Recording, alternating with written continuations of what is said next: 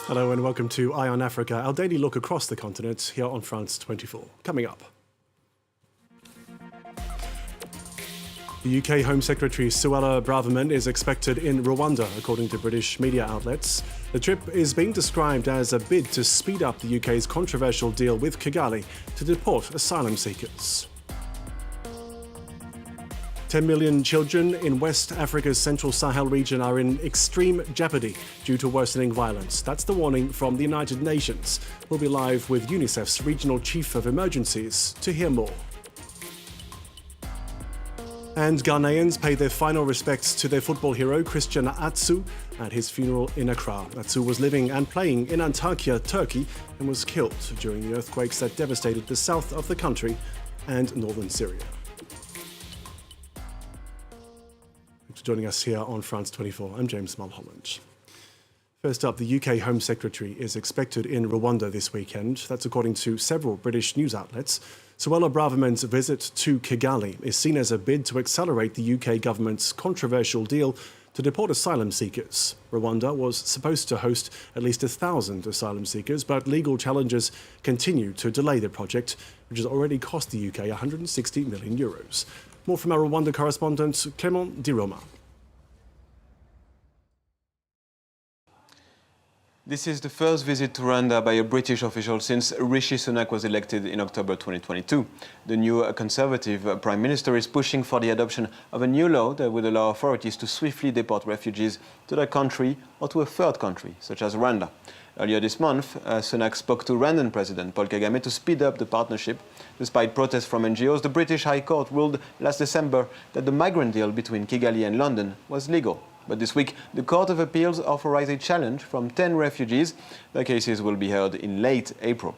In the meantime, there can be no deportations and the delay can continue even longer as the refugees can also take their cases to the Supreme Court. Critics of the UK government's plan say that the security of refugees cannot be guaranteed in Rwanda, a country regularly accused of human rights violations. Kigali refutes the claims and said it already housed 80,000 refugees. Clément Di Roma there in Kigali, where Suella Braverman is expected later this Friday. She'll be accompanied by reporters from outlets including GB News, the Daily Mail and the Daily Telegraph, according to reports. The BBC, The Independent and The Guardian, among others, were not invited. Next, 10 million children in West Africa's central Sahel region are in extreme jeopardy due to a worsening violence. A warning from the United Nations, which said children in Burkina Faso, Mali and Niger were in desperate need of humanitarian assistance. The figure published in Unicef's Child Alert Warning is twice as high as estimates from 2020. A further 4 million children are at risk in neighbouring countries. To discuss the report, we can now speak to Nikki Bennett, Unicef West and Central Africa Chief of Emergencies, who joins us now from Istanbul in Turkey. Ms. Bennett, thanks very much for joining us. These figures are alarming. How has the situation degraded so rapidly? Yeah, so unfortunately, the conflict has been going on in the Central Sahel countries for about 10 years, rising steadily initially in Mali, then Niger, and more recently Burkina Faso. But first, what we're seeing is that it's getting worse. There's an exponential increase in conflict incidents, including in parts of the countries that were previously stable, and with a far greater impact on civilians. So, for example, in Burkina Faso, the UN verified 3 times as many children killed, primarily by gunshot wounds, in 2022 as we did the previous year. And second, the violence is now spilling across borders. So it's driving people from their homes, also in neighboring countries like Benin, Cote d'Ivoire, Ghana, and Togo. And last year we saw at least 172 violent incidents, including attacks by armed groups in these northern border areas of the neighboring countries. What it means is that nearly 3 million people have already fled their homes in total across these affected countries, and the situation continues to worsen. Now, as you said, these regions, many of them have been previously stable, and now they're struggling with jihadist violence. This is a key reason. What are the other factors at play here? So what is clear is that the conflict is escalating, and there are many different armed groups, some affiliated with IS or Al-Qaeda, and we're seeing some tactics that are particularly harmful to children, like the use of improvised explosive devices across roads. But all conflict parties have committed grave violations against children. And of course, there are also other factors that are driving humanitarian needs, including political instability. We've seen 4 military coups in the last 3 years, but also conflict over scarce resources. So you have to remember this region is home to the top 5 countries where children are most vulnerable to climate change. And the conflict is just further aggravating and increasing tensions among communities about access to water and grazing and farming land. So we're seeing different kinds of tactics by armed groups as a result. People being driven out of their villages, whole towns that are blockaded. We're also seeing deliberate attacks on water points. For example, in Burkina Faso last year, we saw 58 water points attacked. 2 years before, it was just 2 that were attacked. What, according to UNICEF, then needs to be done to address this alarming trend? A number of things. I think really the scale of the crisis in the Central Sahel and increasingly in the neighboring countries urgently requires, first of all, of course, humanitarian aid, life-saving assistance to provide water to people who have fled, life-saving malnutrition treatment.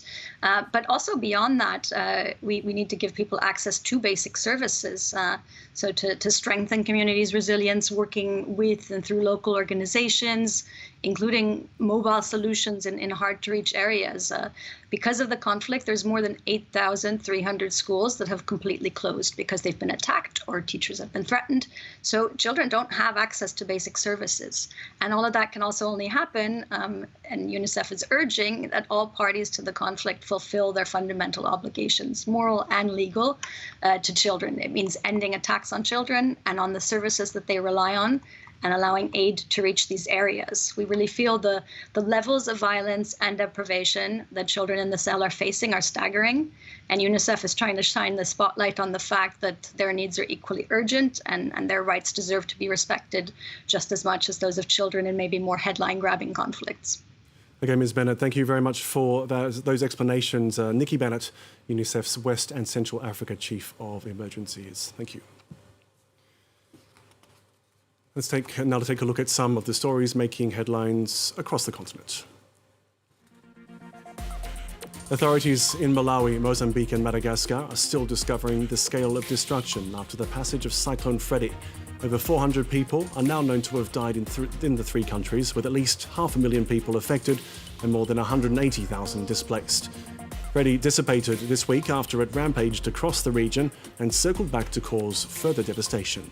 Malawi was worst hit with over 320 people killed and entire villages swept away by floods.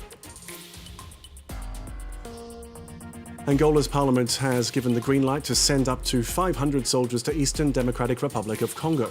The 12-month deployment was first announced last Saturday after a ceasefire brokered by Rwanda between rebels and Congolese troops fell apart days earlier. Violence has resurfaced in DRC's North Kivu province since the M23 militia took up arms again in late 2021. The regional East African bloc has already deployed a joint force consisting of Kenyan and Burundi troops.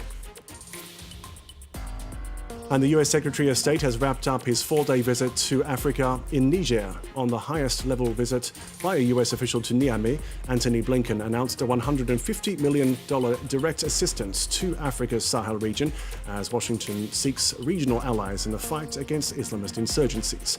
Earlier on his visit to Ethiopia, Blinken said more progress was needed in implementing a peace agreement with the northern Tigray region before relations with the US could be normalized. Next up, Ghanaians have paid final respects to their football hero Christian Atsu at his funeral in Accra. Atsu died in Antakya, Turkey, in the huge earthquakes that devastated the south of the country and northern Syria. His casket was carried by soldiers at the service at Parliament, attended by President Nana Akufo-Addo and former President John Mahama. Laurent Berchtigan has this. An emotional ceremony to pay tribute to a national icon.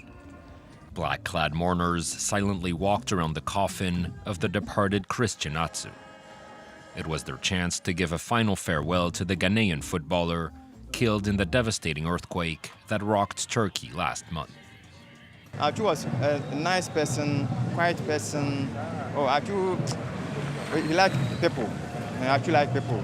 So when we hear the Atsu's incident, we all sad. Attending the funeral, Ghana's president, Nana Akufo-Addo, as well as friends and relatives, but also football fans and people who benefited from Atsu's philanthropy. The footballer, who grew up in poverty, was known for his charitable work, especially with children and disenfranchised communities. Even as he attained international fame, Christian Atsu never forgot his roots and will be remembered for his generosity as much as his football. He's even more than a football player, because most of the footballers that we know, they don't do what he has done at his age. Yeah, he's a great person, indeed. Christian Atsu, whose career included a 4-year stint at Newcastle and 65 appearances for his country, was playing for Turkish club Hatayspor when the earthquake hit. News of his passing left an entire country in mourning. And that's it for this edition of Eye on Africa. Do stay with us, plenty more news to come.